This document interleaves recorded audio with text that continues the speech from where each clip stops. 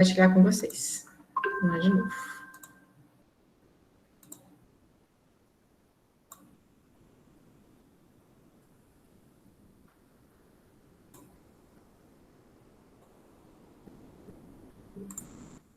Acho que ainda não.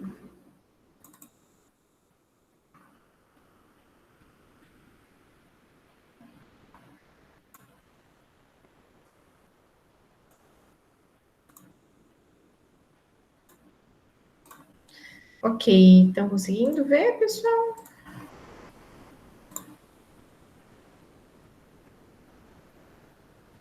Sim, falando para ver sim. Ah, legal. Então, boa noite para todo mundo. É bom encontrar vocês todos aqui de novo, né, para a gente continuar a nossa conversa.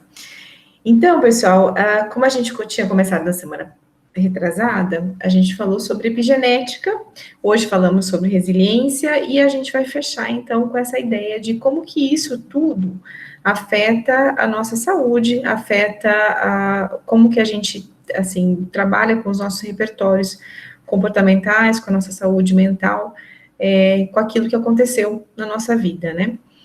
E se vocês lembrarem, então assim, eu não sei se estava todo mundo aqui, se não, né, mas a gente vai retomar bastante coisa da semana passada, então vocês podem me parar se vocês falarem, olha, não estou entendendo nada.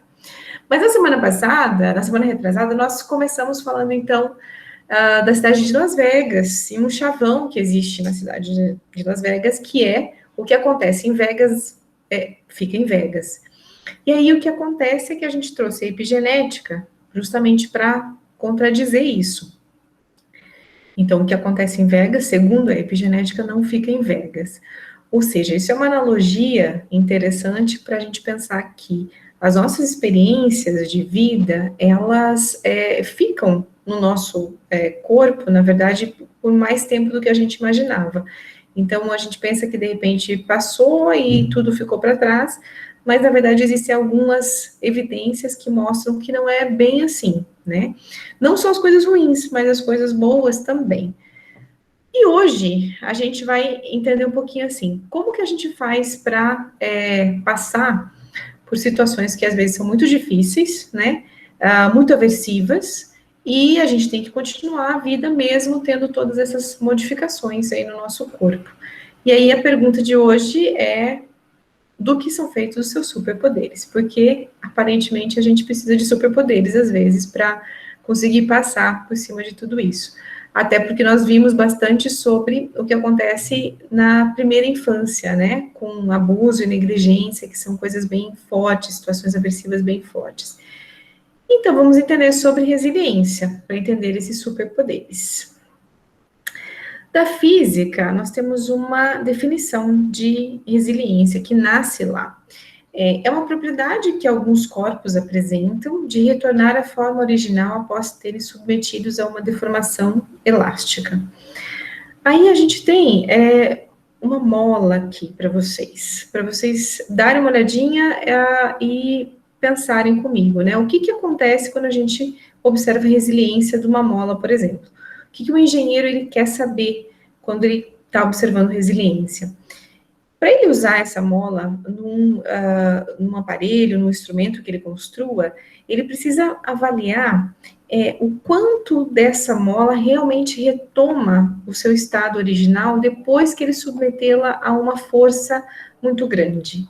Então, depois desse impacto, o quanto que ela volta? Será que ela volta 100%? Ou será que ela volta 90%, 80%?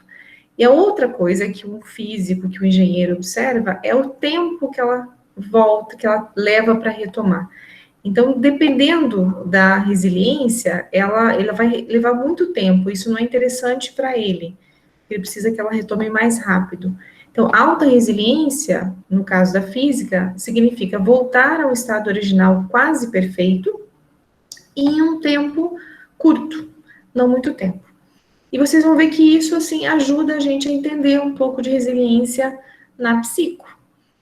Para a psicologia, a resiliência é um conceito, assim, amplo, porque, na verdade, é um conceito guarda-chuva. Então, a gente vai ter, assim, várias definições de várias abordagens e não uma definição só.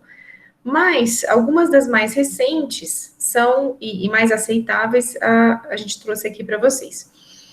definida como a capacidade de alguns indivíduos para suportar longos períodos de adversidades sem desenvolver enfermidades psicológicas e psiquiátricas.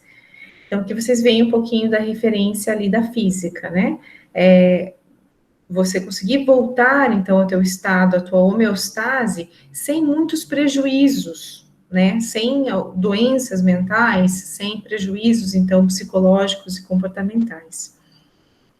Outra definição é característica positiva que promove a adaptação individual e modera os efeitos negativos do estresse, permitindo que os indivíduos se desenvolvam positivamente quando expostos a situações de adversidade.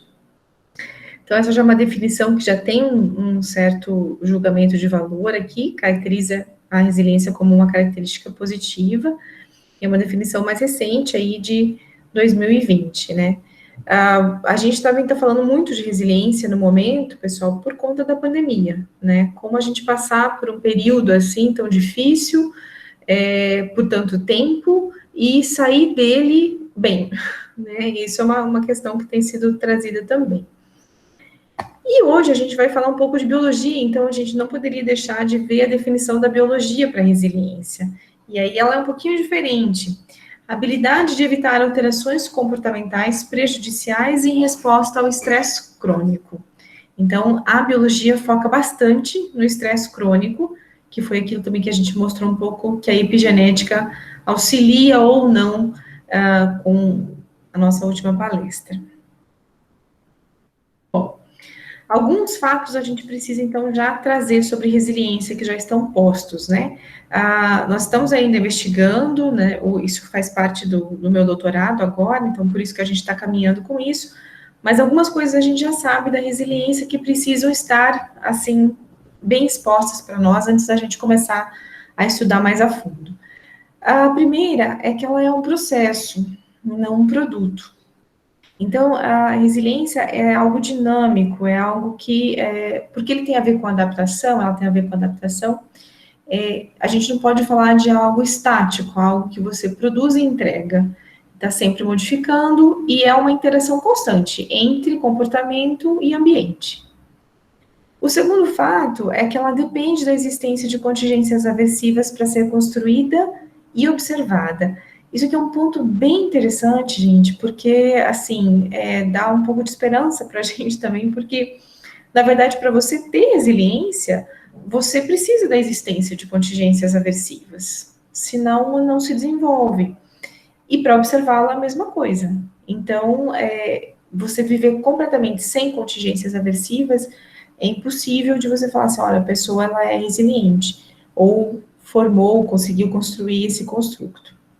É um construto complexo, por encapsular vários e diversos repertórios comportamentais. Então, como eu falei para vocês, ela é ter um guarda-chuva, a gente tem muitas coisas, então, relacionadas a ela, e muitos repertórios comportamentais, várias respostas comportamentais fazem parte disso. Há variáveis biológicas associadas e fortemente associadas, que é o que nós vamos ver hoje. Ela não está confinada a uma única área de estudo. Então, por isso que, muito bom que nós estamos aqui em várias áreas da saúde, porque ela diz respeito a todos nós. Então, ela envolve conhecimentos da biologia, da química, da medicina, da psicologia, das ciências sociais, da antropologia, e assim vai. São várias ciências aí envolvidas para definir resiliência, estudar resiliência também. Hoje a gente vai focar um pouquinho mais na biologia. Então, para a biologia, a resiliência foca os estudos nas alterações neuroendócrinas periféricas, que são preditivas da resiliência ou das variações genéticas associadas ao que eles chamam de produtos resilientes. Então, na biologia, eles ainda trazem esse termo produto, porque eles estão falando, então, de neuroquímicos que transitam no nosso corpo e que facilitam ou dificultam a certos comportamentos para o indivíduo. Na biologia também, existe, então, a divisão entre o que a gente vai encontrar como resiliência passiva e ativa.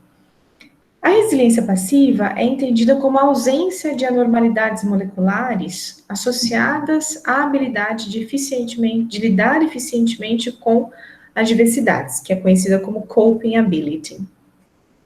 Então, teria que ter ausência disso. Como a gente viu lá na semana retrasada, por exemplo, a ausência de alguns processos de metilação, né? Para que aqueles genes, eles possam se expressar e possam facilitar, então, que a pessoa consiga lidar com certas situações.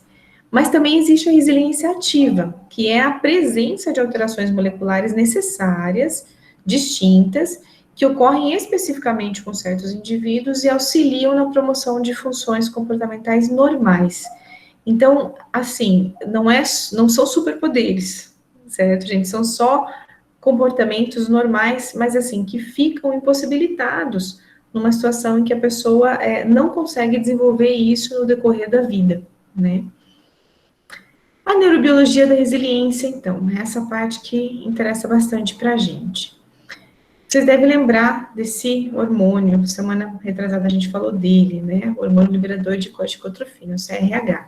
Ele é o primeiro da lista. Então, agora a gente vai falar de vários neurotransmissores e vários hormônios que fazem parte dessa dinâmica da resiliência. Então, o que vocês vão perceber, assim, que nós nunca vamos falar de órgãos, não estamos pensando em resiliência como órgãos, é como uma dinâmica mesmo. Então, a gente precisa que essas substâncias estejam agindo no nosso organismo. O cortisol, também, o famoso, né, hormônio do estresse. Os receptores de benzodiazepínicos, os receptores de glicocorticoides. Esses 4 nós vimos todos na última vez que conversamos. Aí temos mais. O DHEA, que é o hormônio dehidroepiandrosterona, também está relacionado com a resiliência. Alguns estudos mostram isso. O neuropeptídeo Y, muitos estudos mostram, é uma forte associação com resiliência. E mais alguns outros hormônios e neurotransmissores. Então, a galanina, depois os neurotransmissores dopamina, serotonina e alguns hormônios esteroides, como a testosterona e o estrogênio, também estão relacionados com resiliência. Então, é bastante coisa, gente, são bastante substâncias e elas todas trabalham juntas para que isso aconteça. Por isso que a gente vai falar que a resiliência também, assim, ela pode ser entendida mais como um espectro do que uma questão binária de que existe ou não existe. Porque isso aqui funciona como uma orquestra, né? Às vezes um instrumento ali não está funcionando muito bem, mas o outro dá conta, então você vai ter esses níveis de resiliência para os diferentes indivíduos. Bom, vamos falar um pouquinho, então, dos 4 primeiros. Como é que eles funcionam? Se vocês lembrarem um pouco do que a gente viu na outra vez, vocês vão ver que o CRH, cortisol, receptores de benzodiazepínicos e receptores de glicocorticoides estão relacionados com o funcionamento do eixo HPA, que é o hipotálamo, pituitária e adrenal. A resposta de estresse, como vocês lembram, tem tudo a ver com isso.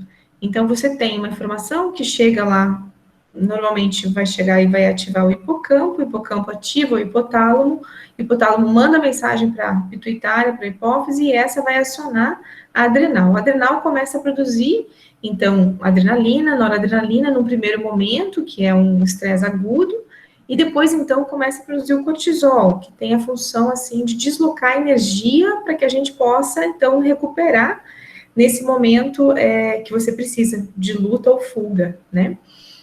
E depois disso, você tem também a atuação dos benzodiazepínicos e glicocorticoides, que tem a função de trazer você de volta para a homeostase. Então, depois daquela reação primária de luta e fuga, que é a reação de estresse, então a gente tem que ter esse trabalho. Quer dizer, os benzos precisam entrar, glicocorticoides precisam entrar para que você possa restabelecer a homeostase. Quanto mais rápido isso acontece por um sistema de biofeedback negativo, mais rápido você estabelece a homeostase e mais chances você tem de tomar decisões, resolver problemas de uma forma mais tranquila. Então, resiliência sempre vai trabalhar nesse sentido. Quer dizer, você tanto precisa agir, quanto você precisa também ter a base necessária para poder dar esses passos, né? Senão você não consegue também fazer nada. Você paralisa e simplesmente faz luta ou fuga e fica naquele sistema, né? Luta, fuga ou paralisa completamente, não consegue agir. O DHEA é um hormônio que está relacionado com o sistema reprodutor e a agressividade. De uma forma contínua no desenvolvimento, ele vai agir lá na adolescência, então estimulando o sistema reprodutor. Mas de uma forma um pouco mais pontual, ele também está relacionado com a agressividade e ele vai ajudar, então, respostas de proatividade.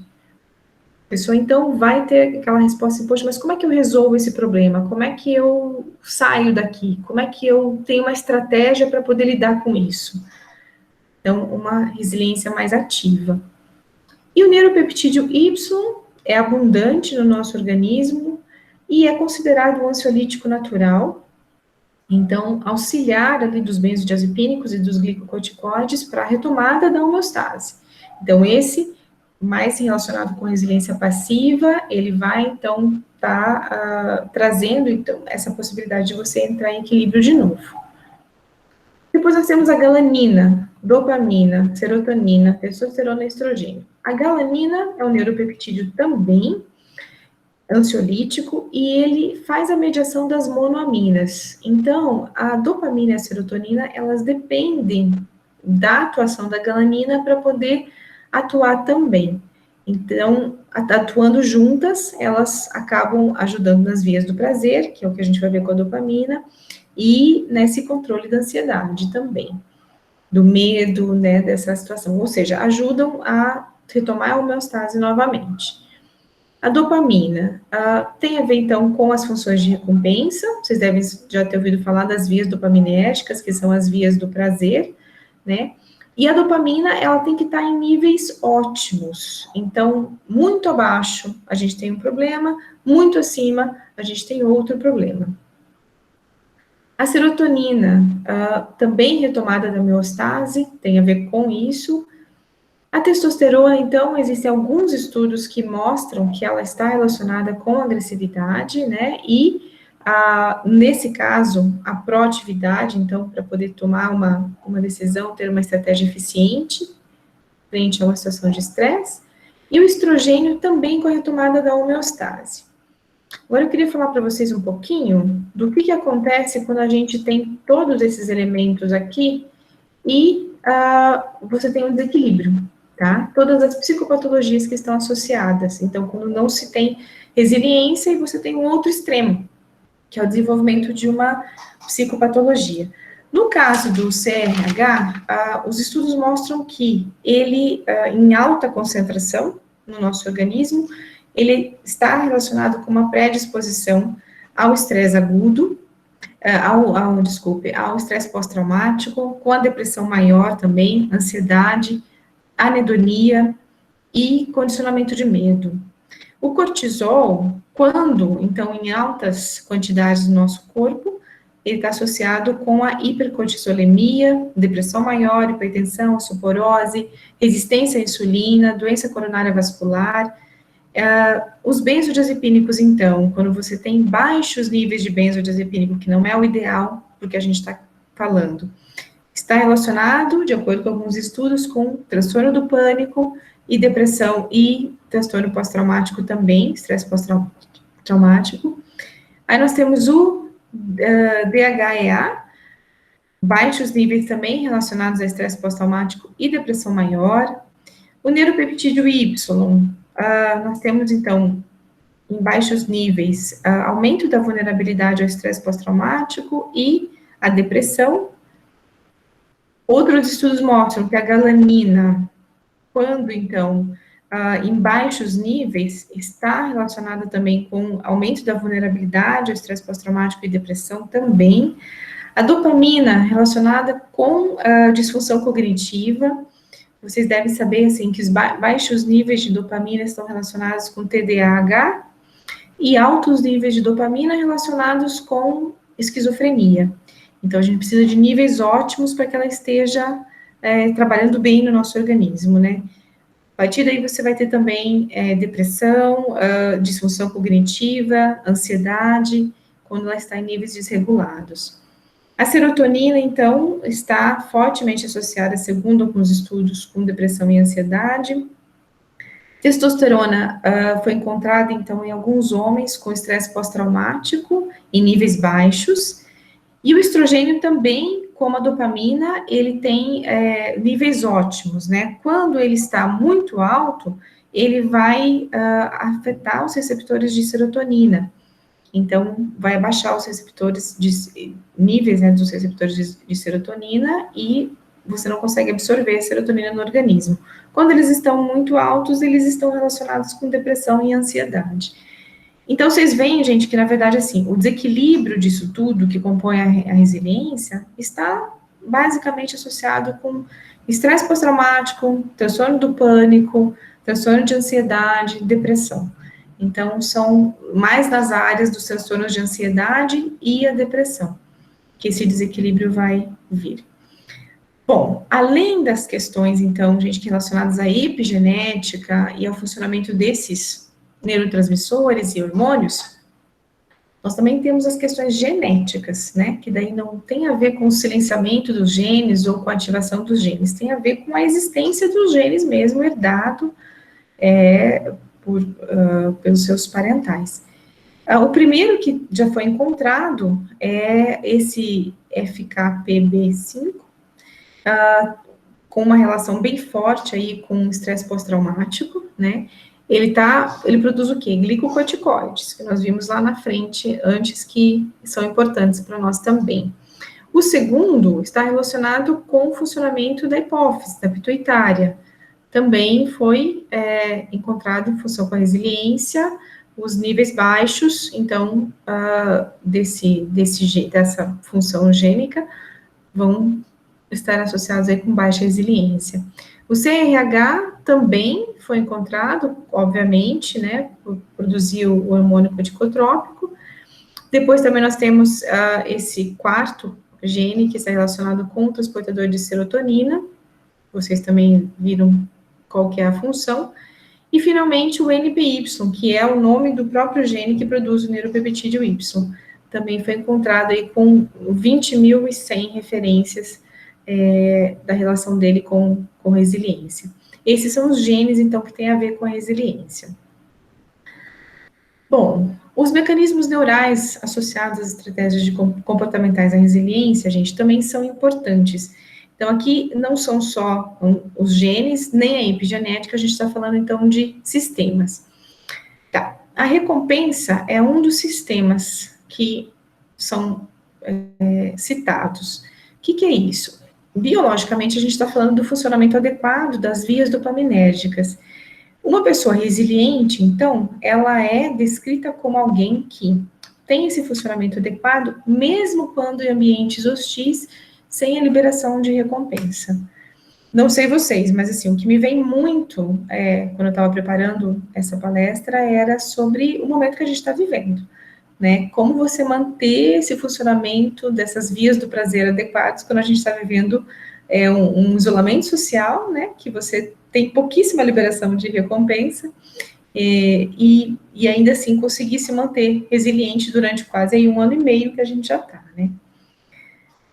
O condicionamento pavloviano também é interessante quando a gente fala de resiliência, porque vocês devem lembrar do condicionamento pavloviano, aquele que tinha, né, o cachorrinho, tem o emparelhamento de um estímulo, e aí esse estímulo é retirado, mas já existe uma reação, uma resposta automática, né, emparelhada com algum tipo de estímulo do ambiente.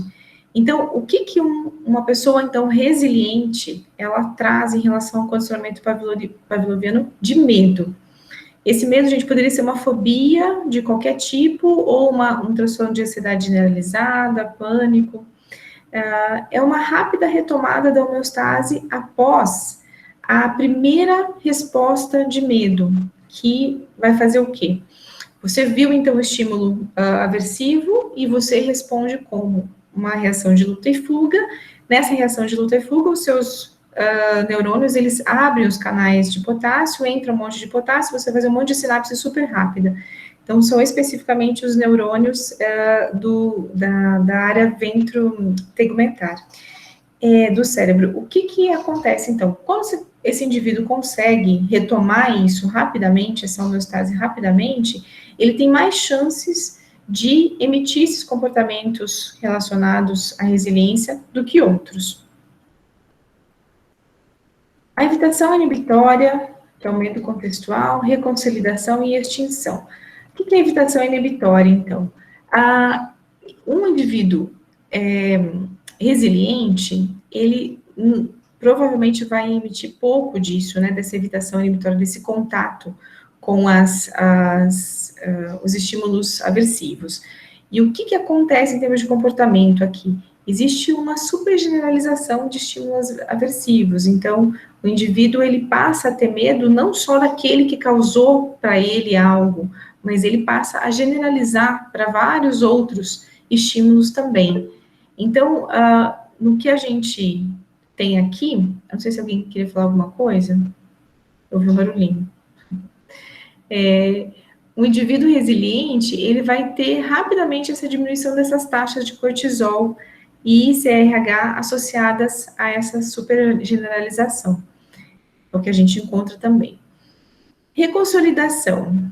Aqui nós vamos ter, então, a reorganização do lembrar de forma menos traumática. Então, esse processo de lembrar do que aconteceu, de um evento traumático e tal, ele se organiza no nosso cérebro. Mas essas pessoas que são consideradas resilientes, elas conseguem reorganizar isso de uma forma menos traumática. Então, é um processo, mecanismo que eles chamam de neural, né, na biologia, e citam como sendo parte do que pessoas resilientes trazem. E, finalmente, o que eles chamam de extinção, que é uma rápida atenuação do medo aprendido por meio de extinção. Então, aquela pessoa, assim, que rapidamente ela consegue, por algum sistema que ela desenvolve, ela consegue atenuar esse medo. Então, não paralisa, não chega a paralisar, não chega a ter uma reação tão forte disso, e rapidamente ela consegue voltar à homeostase também. Agora, vamos lá. Os mecanismos epigenéticos que vocês já conhecem um pouquinho, que a gente já falou, que é o nosso foco, né? O estresse pré-natal e os cuidados maternais eficientes pós-natal estão associados, então, com um baixo funcionamento do eixo HPA e, consequentemente, com uma resiliência não muito adequada. A gente vai ter, se vocês lembrarem lá da nossa aula, metilação do DNA, do gene CRH, e metilação e desetilação do gene NR3C1, que é promotor dos receptores de glicocorticoides.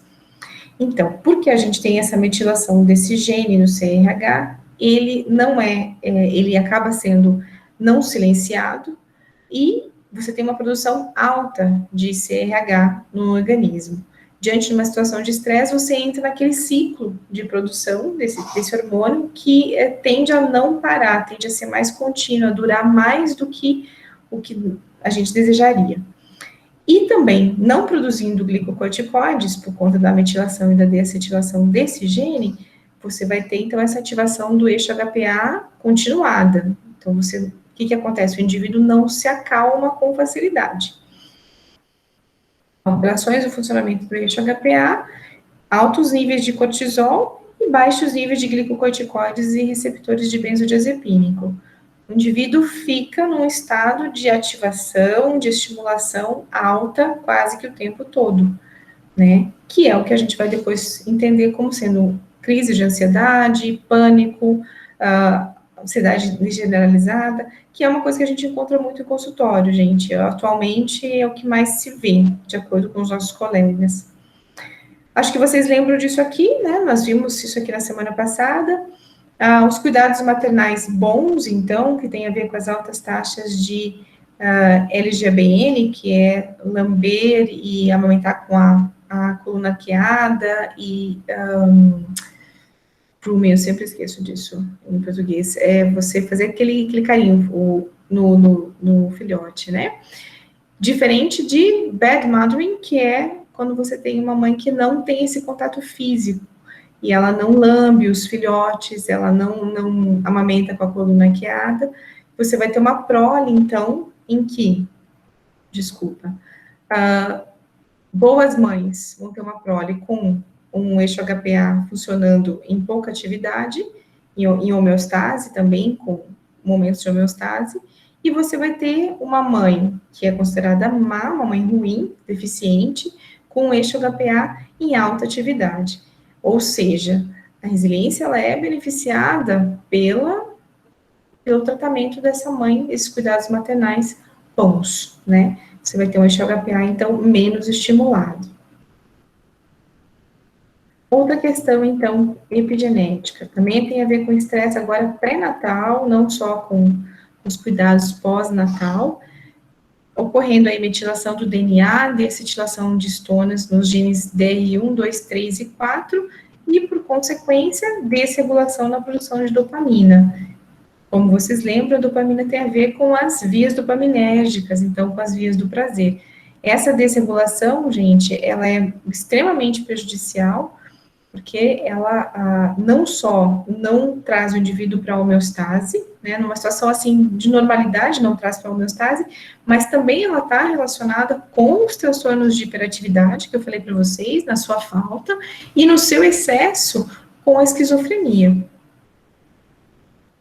O estresse crônico, metilação dos genes NPYR1 e CB1, e a gente vai ter, então, redução na produção do neuropeptídeo Y. Isso é só mais um exemplo. Neuropeptídeo Y, altamente concentrado no nosso organismo e relacionado com homeostase.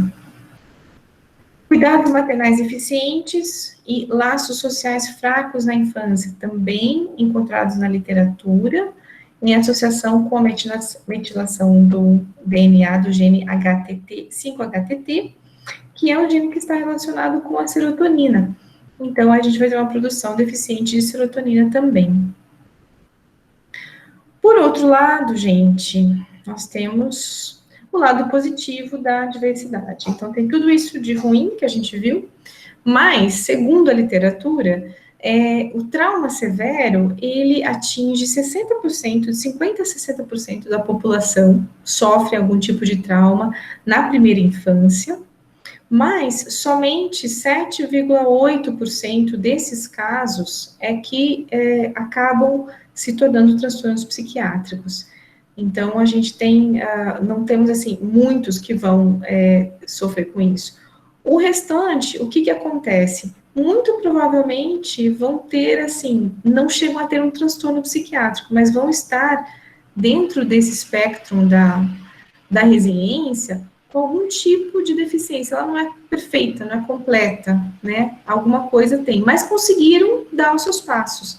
O que mostra que a gente tem, assim, o aparato biológico para poder suportar, né? Basta que a gente observe algumas questões que são necessárias quando se trata de adversividade. O lado positivo desses eventos adversos, então, gente, o que se sabe também? A literatura também traz que existe uma exposição ao estresse ótima, como eu falei para vocês antes. Então, vocês veem que a gente tem essa curva que vai subir e desce, e o que ela está mostrando para nós? Que a performance desses indivíduos que foram expostos a estresse, ela vai melhorando conforme vai melhorando o estresse que estão passando. Existe um ponto ótimo, que daí isso fica insuportável, e aí você tem uma descida e a performance cai também. Mas então, assim, de forma geral, indivíduos, eles são tão mais resilientes quanto existe uma certa adversidade, até um certo ponto. E depois, quando eles não conseguem mais lidar com isso, eles também caem e acabam sendo deficientes em termos de adversidade. Isso é algo importante para a gente pensar, porque, assim, parece, né, que para a gente construir resiliência, a gente não pode ter só flores. Então, a gente tem que ter um certo nível de resiliência para conseguir um desempenho mais ou menos adequado. E algumas considerações que são importantes aqui são já aquelas primeiras que nós vimos anteriormente, e mais algumas que surgem depois, assim, da gente ampliar um pouquinho os estudos. Uma delas, parece desenvolver-se como um espectro e não de forma binária a resiliência. Então, não podemos falar assim muito de resiliência, assim, olha, o indivíduo é resiliente ou não, né? Estaria mais dentro de um espectro, porque a gente tem muitos mecanismos envolvidos na resiliência. O segundo é que parece existir um ponto ótimo de adversividade a ser enfrentada pelo indivíduo para a construção da resiliência. Ah, algo como a gente viu ali anteriormente, então, existe um pouco desses eventos adversos que tem que ser, assim, avaliados em termos de magnitude, em termos de intensidade, em termos de frequência, e também em termos do que o indivíduo suporta, mas existe um ponto ótimo para isso, que é o próximo item. A diversidade ideal depende dessa intensidade, frequência do evento e do nível de resiliência do indivíduo já adquirido naquele momento da sua vida. Então, isso corrobora um pouco do que a gente vê em relação aos efeitos mais deletérios que acontecem na primeira infância, né, em relação à resiliência. Por quê? Porque você vai ter, assim, uma intensidade, uma frequência de eventos adversos que talvez para um adulto seria extremamente suportável, mas para a criança, por ela não ter desenvolvido nenhum contato ainda com aquilo, é algo muito intenso e algo que ela não consegue desenvolver gradativamente a suportabilidade para esse momento. Então, você acaba tendo efeitos muito deletérios. Mas, de fato, é algo delicado, não é algo só de sim ou não em relação à resiliência. E é isso, pessoal, por hoje. Hoje nós temos bastante tempo para conversar.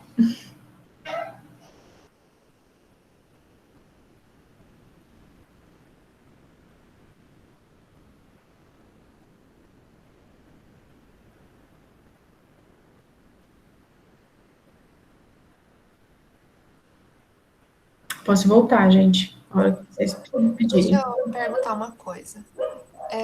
A gente discutiu que a questão da epigenética, toda aquela questão da plasticidade, que na infância é mais fácil a gente conseguir fazer essa alteração.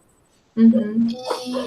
E da resiliência, tem algum momento ali que a gente tenha, que ela também sofre essa plasticidade, tem um momento que a gente consiga construir isso mais rapidamente, né?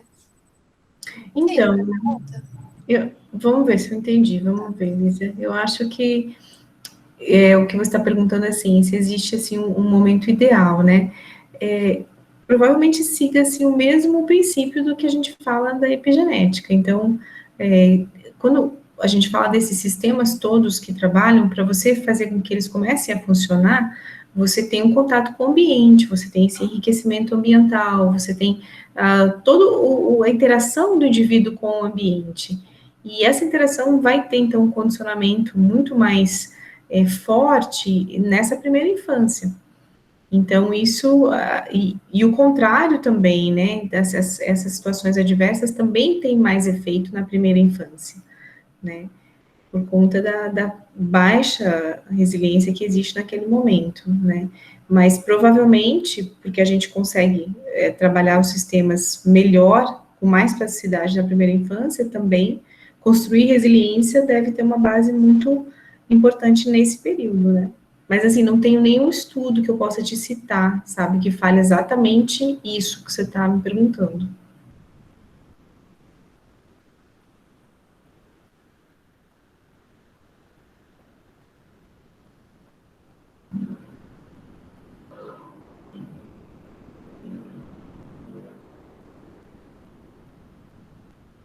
Geralmente fica esse silêncio perturbador, mas aí depois o povo deslancha a fazer perguntas, né? Uhum, a pessoa está pensando. Eu também não sei, gente, se vocês querem voltar, retomar alguma questão.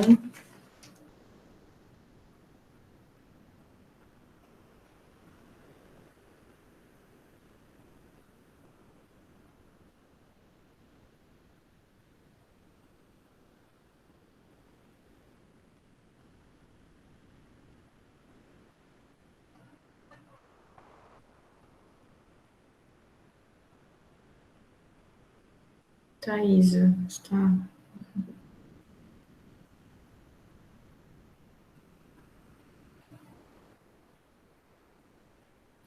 Deixa eu só ver se eu consigo colocar aqui de lá. Tá. Pronto.